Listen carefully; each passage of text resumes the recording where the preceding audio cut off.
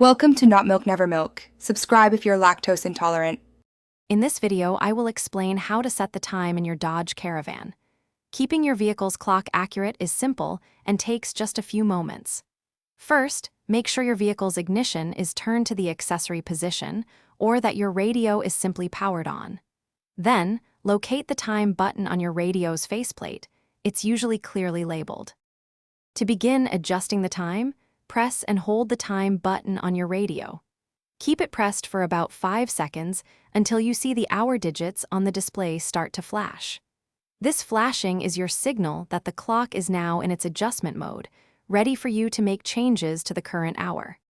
Once the hour digits are flashing, use the tuning knob, typically located on the right side of your radio, to adjust the hour. Turn the knob clockwise to advance the hour or counterclockwise to go back. After setting the hour, press the tuning knob inward one time. This action will make the minute digits begin to flash, allowing you to adjust them similarly. After you have set both the hours and minutes to your desired time, you need to confirm the changes. Simply press the time button again or press the tuning knob inward one last time.